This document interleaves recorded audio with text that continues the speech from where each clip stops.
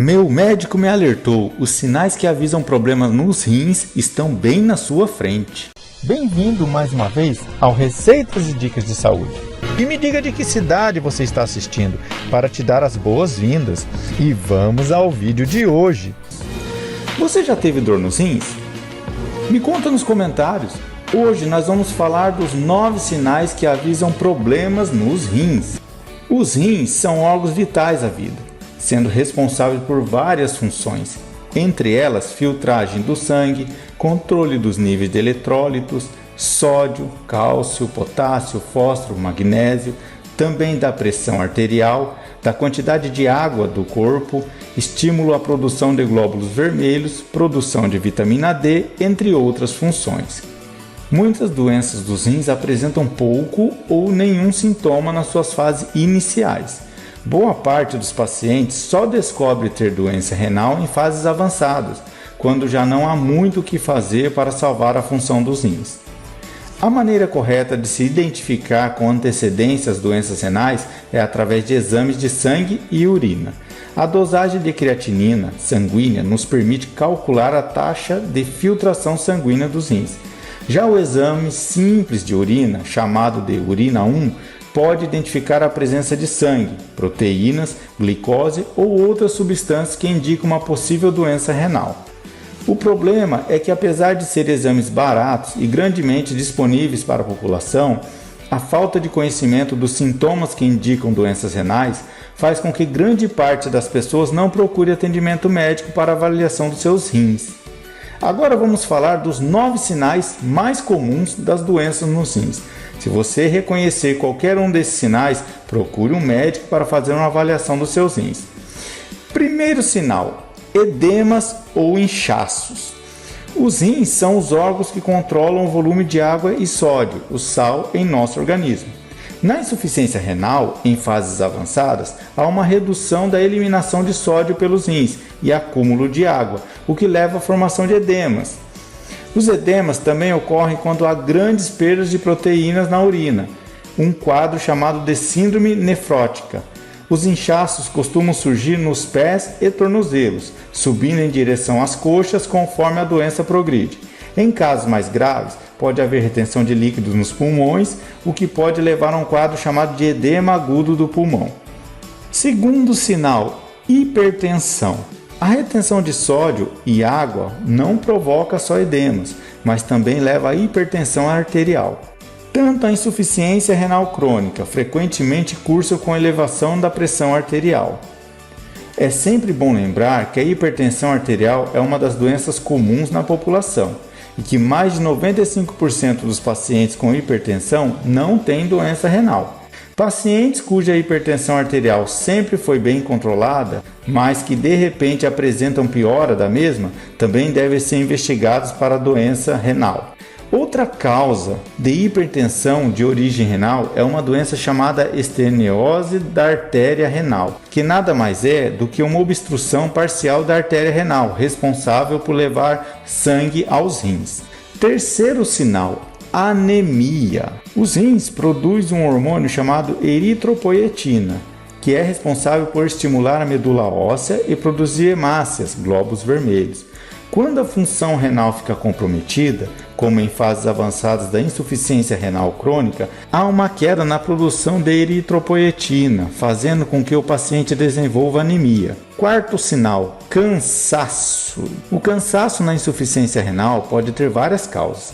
A mais comum é a presença de anemia, porém o acúmulo de toxinas no organismo, assim como o aumento da acidez no sangue, chamado de acidose, também pode causar inapetência. O paciente insuficiente renal crônico em fases avançadas cansa-se com facilidade e tem pouco ânimo. Se o paciente for idoso, o mesmo pode tornar-se apático.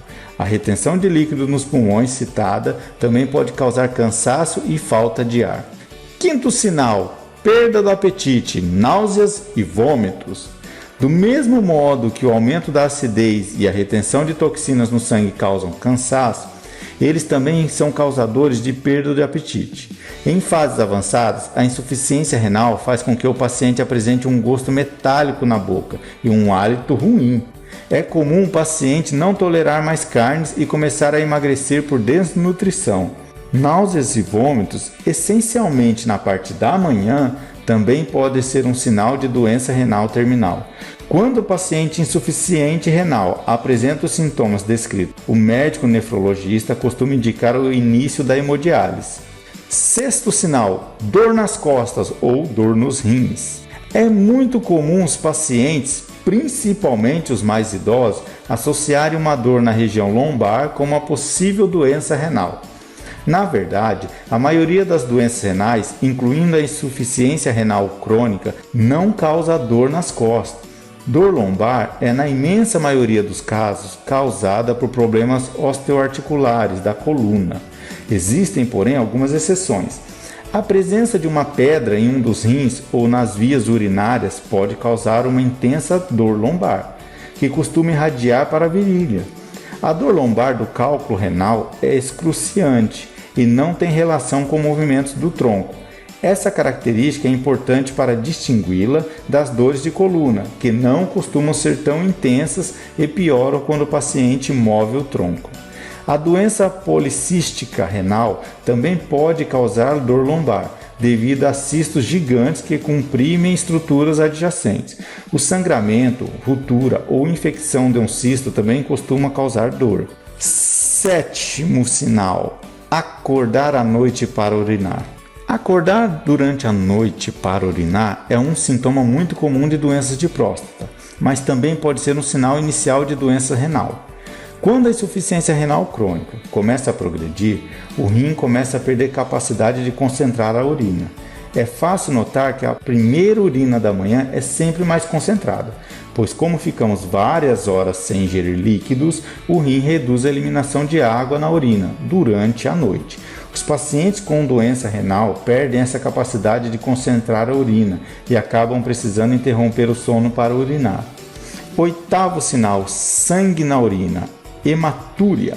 Hematúria é o nome que damos à presença de sangue na urina, seja ela visível a olho nu ou apenas detectável em análise de urina. A presença de sangue visível na urina recebe o nome de hematúria macroscópica. Urinar sangue costuma assustar os pacientes, pois é senso comum que este é um sinal de que há algo errado nas vias urinárias. Dificilmente uma pessoa com sangue na urina não toma a iniciativa de procurar atendimento médico. O grande problema é quando a perda de sangue é imperceptível. A hematúria microscópica é aquela que só é identificada através de exames de urina. Esse tipo de sangramento na urina pode passar desapercebido por anos, já que não é detectável a olho nu. Nono sinal: urina espumosa. É normal que surja um pouco de espuma no vaso sanitário quando urinamos, devido ao jato de urina na água. Entretanto, se você notar uma mudança no padrão da espuma da urina, principalmente se houver um aumento na quantidade e no tempo que ela leva para desaparecer, isso pode indicar doenças no rim.